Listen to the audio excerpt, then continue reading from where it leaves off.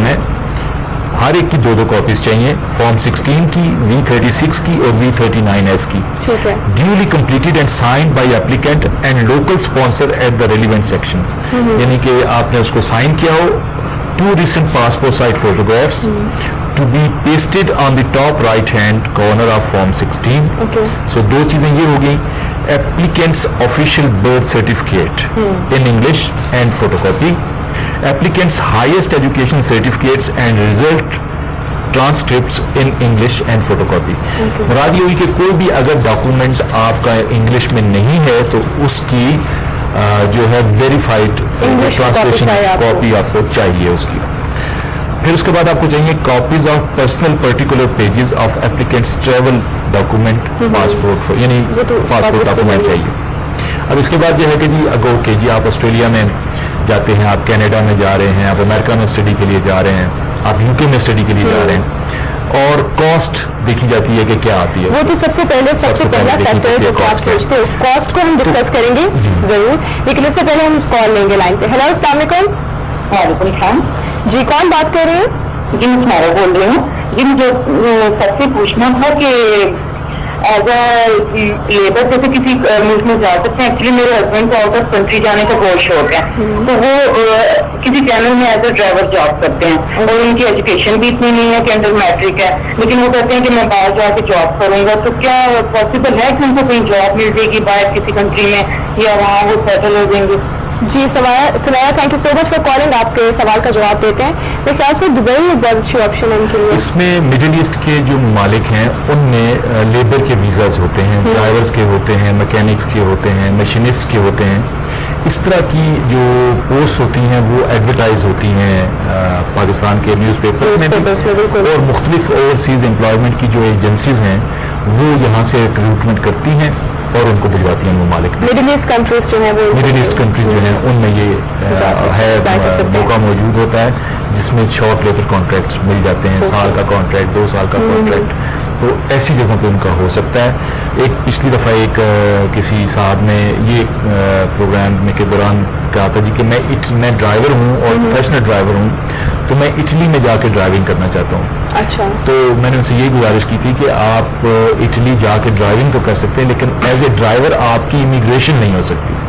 तो जाहिर है क्योंकि उनकी रिक्वायरमेंट्स में वहाँ पे ड्राइवर्स ऑलरेडी बहुत सारे मौजूद हैं, लेकिन चूंकि मिडिल ईस्ट में इस तरह की पोजीशन होती हैं, वेकेंट होती हैं, तो वो मांगते हैं, तो उसमें ये कर सकें। मतलब मिडिल ईस्ट कंट्रीज में इनके लिए स्कोप है और वहाँ पे जाके जो है कंटिन्यू कर सकते हैं ड्राइविंग को।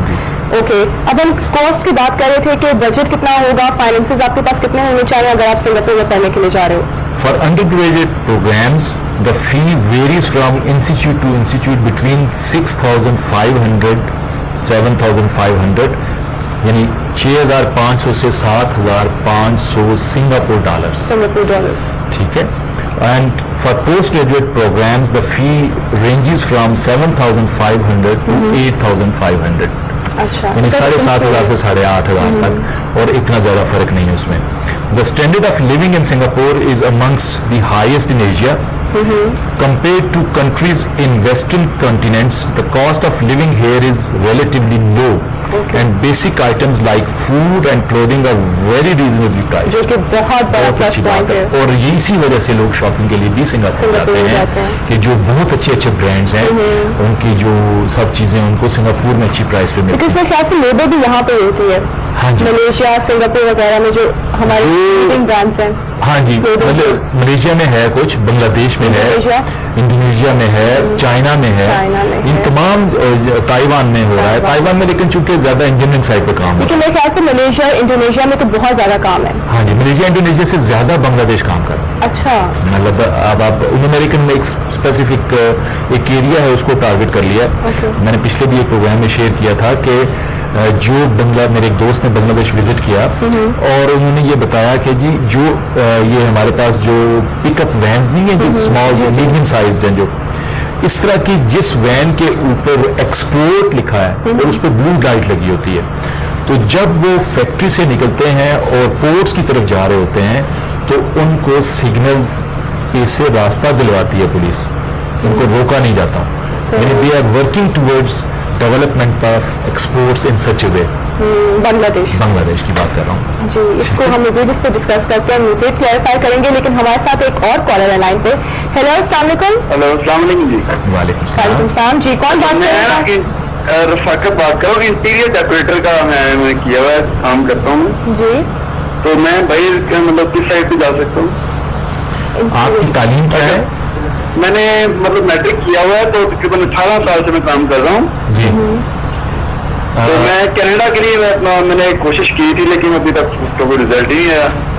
हाँ जी, 3-4 साल हो गए। कनाडा के रिजल्ट बड़े खराब जा रहे हैं सबके लिए, लेकिन ऑन दी अदर हैंड चूंकि जब आप बात करते हैं ना इमिग्रेशन की, न्यूजीलैंड हो, ऑस्ट्रेलिया हो या कोई भी ऐसा और मुल्क हो, तो उनमें जो बेसिक एजुकेशन है उसके भी नंबर हैं। अगर वो नंबर आप अचीव करेंगे और साथ आपके पास आपके प्रोफेशन का एक्सपीरियंस होगा तो आपकी इमिग्रेशन 18 साल से मेरा एक्सपीरियंस है जी। हाँ जी, लेकिन आपकी जो एजुकेशन वाली साइड है वो कंप्लीट नहीं है, उस तरफ आपको जो है प्रॉब्लम है। आपको दो तरीकाकार है।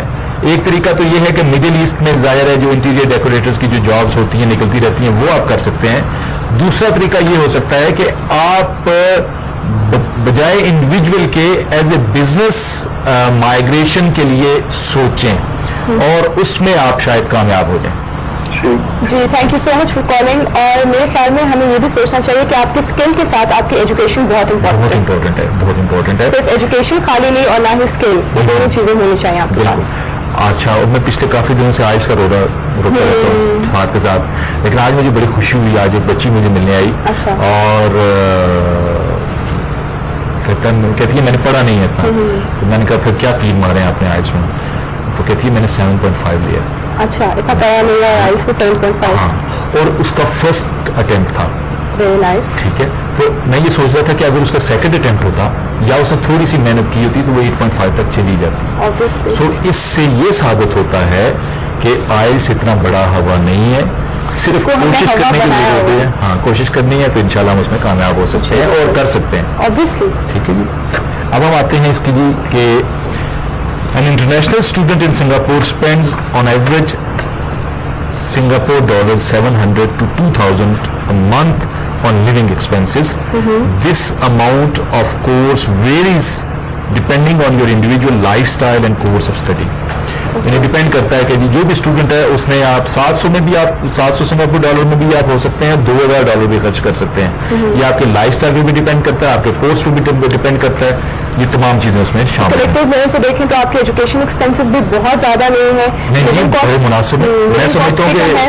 हाँ जी, पाकिस्तान के साथ साथ के तकरीबन आप बिल्कुल, और अगर फूड आप- एंड क्लोथिंग भी आपके पास उसके जो है वो साथ चीप मिलती है।